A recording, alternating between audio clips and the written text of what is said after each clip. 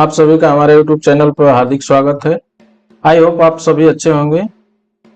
आज हम बात करेंगे कि उत्तर प्रदेश छात्रवृत्ति फॉर्म भरने के लिए क्या क्या डॉक्यूमेंट्स हमें चाहिए, क्या क्या हमारे पास डॉक्यूमेंट होने चाहिए।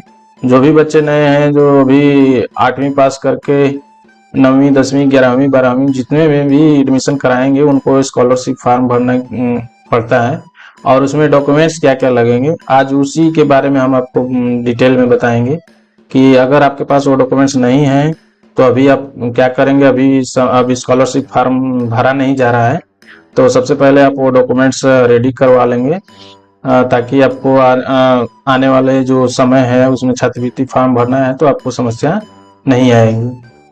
तो चलिए हम आपको बताते हैं कि क्या क्या डॉक्यूमेंट्स लगेंगे और क्या डॉक्यूमेंट्स आपको पास हैं और क्या बनवाने की ज़रूरत है। आप अपने हिसाब से देख सकते हैं कि हमारे पास ये चीज़ें हैं और हमें ये चीज़ों की ज़रूरत पड़ेगी। तो आइए हम आपको स्टेप बाय स्टेप सब कुछ बताते हैं और स्कॉलरशिप की वेबसाइट भी बताएंगे। आप चाहें तो ऑनलाइन भी भरवा सकते हैं या किसी भी CSC केंद्र पर जाके भरवा सकते हैं या तो अपने मोबाइल से डायरेक्ट भर सकते हैं खुद ही।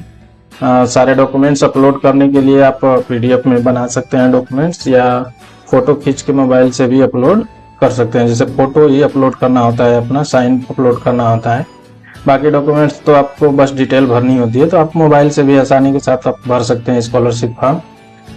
लेकिन अभी उसके लिए डॉक्यूमेंट्स जरूरी होते हैं, वो क्या होंगे, डॉक्यूमेंट्स क्या चाहिए, तो ये जानना बहुत जरूरी है क्योंकि अभी बहुत सारा समय है।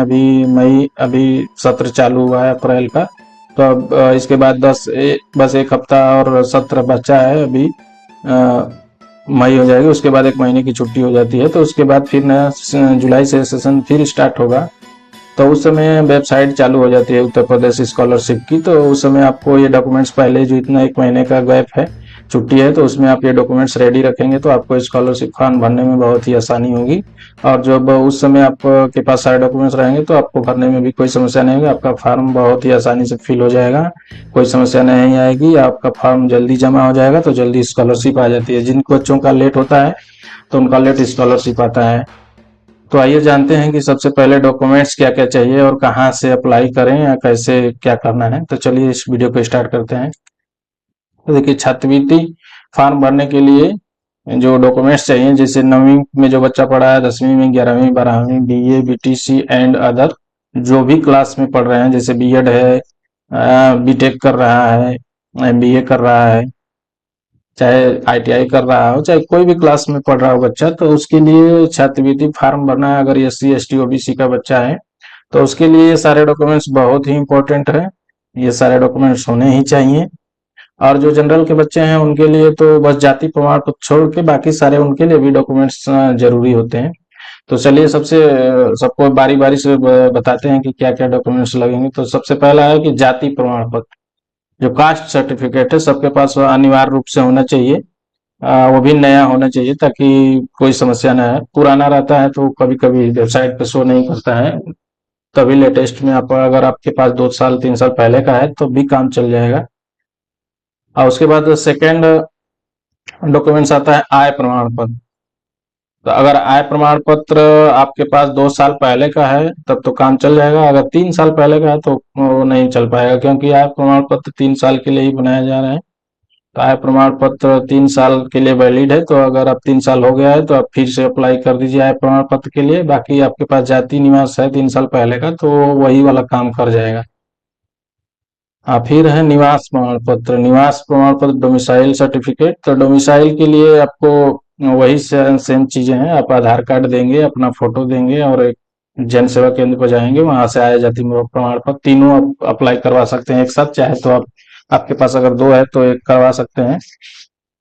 उसके बाद है एक पासपोर्ट साइज फोटो, एक पासपोर्ट साइज फोटो लगेगी आपकी और उसके नीचे साइन भी होता है। तो वो जब छात्रवृत्ति फॉर्म भरेंगे तब आपको जरूरत पड़ेगी। आप फीस रसीद, आप जैसे एडमिशन करा लिए हैं तो आपको एक फीस रसीद मिला होगा, पूरे साल कितना फीस लगता है उस पर लिखा रहता है, आप कितना जमा किए हैं वो भी लिखा रहता है। तो फीस रसीद की कॉपी भी लगेगी छात्रवृत्ति फॉर्म भरते समय, उसमें मेंशन किया जाता है कि तब उसी के आधार पर जैसे आपको सरकार पैसा देती है कि इतना फीस रिटर्न करती है। आप फिर पिछली कक्षा की मार्कशीट, जैसे पिछली कक्षा में आप जितना दिन 8वीं में है, अगर आप इस समय 10वीं का पढ़ रहे हैं, 10वीं में स्कॉलरशिप भरना है तो 9वीं का चाहिए। अगर 9वीं का भरना है तो 8वीं का चाहिए। अगर 11वीं में स्कॉलरशिप भर रहे हैं तो 10वीं की मार्कशीट चाहिए। अगर 12वीं के भर रहे हैं तो मतलब पिछली कक्षा की मार्कशीट चाहिए, जिसमें उसका पीछे का क्लास का दिया रहेगा कि आप पास हैं कि फेल हैं, तो उसको मेंशन किया जाता है उसमें।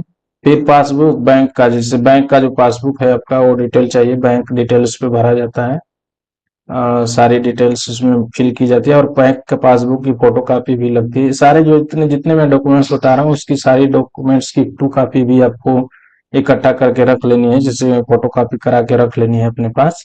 स्कॉलरशिप जब फार्म भर जाएगा तो स्कॉलरशिप फार्म की टू कॉपी या 2 कॉपी में निकलवाते हैं, या 3 कॉपी, कहीं कहीं 3 कॉपी जमा करवाते हैं विद्यालय वाले, कहीं पे 2 कॉपी से ही हो जाता है। तो आप 3 कॉपी करवा लीजिएगा सारे डॉक्यूमेंट्स का, 3 3 कॉपी सारे डॉक्यूमेंट्स का करवा लीजिए, और फिर छात्रवृत्ति फार्म जो भरेंगे उसका 3 कॉपी।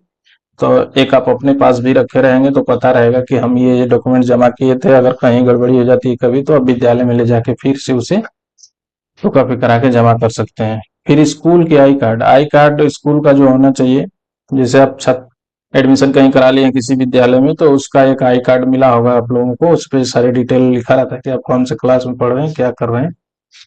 उसके बाद आधार कार्ड और मोबाइल नंबर और ईमेल, ये तीनों चीजें चाहिए। जैसे आधार कार्ड की भी 2 कॉपी चाहिए आपको। आधार कार्ड आपका मोबाइल से लिंक होना चाहिए। ईमेल आईडी आपके पास नहीं है तो, अब तो स्मार्टफोन का जमाना है तो सारे बच्चों के पास ईमेल आईडी होगा लगभग, मैं जहां तक समझ पा रहा हूँ। तो ये सारे डॉक्यूमेंट्स आपको, मतलब अगर हैं इसमें से जितने डॉक्यूमेंट्स, आप अपने हिसाब से देख लीजिए। इसको स्क्रीनशॉट भी ले सकते हैं वीडियो को पॉज करके। इसको मैं आपको पूरा एक ही तुम्हें दिखा दे रहा हूँ, स्क्रीनशॉट लेना है तो स्क्रीनशॉट ले सकते हैं कि ये डॉक्यूमेंट्स चाहिए। इस वीडियो को पॉज करके आप स्क्रीनशॉट ले सकते हैं। तो ये सारे डॉक्यूमेंट्स आप अगर अपने से हिसाब से आप देख सकते हैं कि इसमें से मेरे पास कौन सा है, अभी कौन सा चीजें नहीं है, तो उसको हम इकट्ठा कर लें ताकि स्कॉलरशिप फॉर्म भरने के लिए बहुत ही आसानी हो जाएगी। तो ये जाति प्रमाण पत्र, आय प्रमाण पत्र और निवास प्रमाण पत्र, अगर आपके पास इनमें से तीनों में से कोई नहीं है तो अभी आपके पास समय है, 1 महीना छुट्टी होने वाला है, उसमें आप अप्लाई करवा देंगे तो 10 15 दिन में आ जाता है जाति प्रमाण पत्र, कहीं कहीं पे तो 1 हफ्ता में ही आ जाता है। तो ये सारे डॉक्यूमेंट्स आप इकट्ठा किए रहेंगे तो आपको छात्रवृत्ति फॉर्म भरने में बहुत ही आसानी होगी। इसकी वेबसाइट भी मैं आपको दिखा दे रहा हूँ कि देखिए, ये छात्रवृत्ति एवं शुल्क प्रतिपूर्ति ऑनलाइन प्रणाली उत्तर प्रदेश।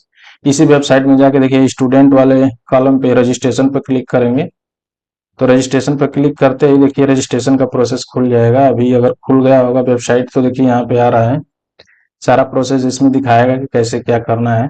अगर आप समाज कल्याण विभाग SC ST से हैं तो इस वाले पे क्लिक करेंगे, पहले वाले तो कॉलम पे।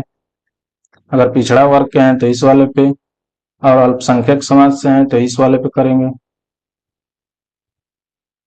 अस्वस्थ पेशे वाले जो माता पिता विभाग जिनका अध्ययनरत बच्चों के लिए, इस पे करेंगे। तो जैसे प्री मैट्रिक का भरना है, जैसे अभी फ्रेश भरना है, नया 9वीं में जो बच्चा गया है उसका भरना है फ्रेश, तो प्री मैट्रिक पे क्लिक करेंगे। देखिए अभी कमिंग सून लिख के आ रहा है, अभी स्टार्ट नहीं हुआ है, तो अभी छात्रवृत्ति फॉर्म स्टार्ट नहीं हुआ है अभी, मतलब जो मतलब ये सत्र छुट्टी के बाद स्टार्ट हो जाएगा। तो आप ये सारे डॉक्यूमेंट्स इकट्ठा किए रहेंगे तो देखिए यहाँ पे पूरा फॉर्म खुल के आ जाता है। अभी हम इसको जब किए हैं रजिस्ट्रेशन के लिए तो अभी देखिए अभी कमिंग सून आ रहा है, इस सत्र के लिए अभी फॉर्म भरा नहीं जा रहा है, जो ही चालू होगा मैं आपको ऑनलाइन पूरा प्रोसेस बताऊंगा कि कैसे कैसे भरते हैं, क्या क्या भरा जाएगा।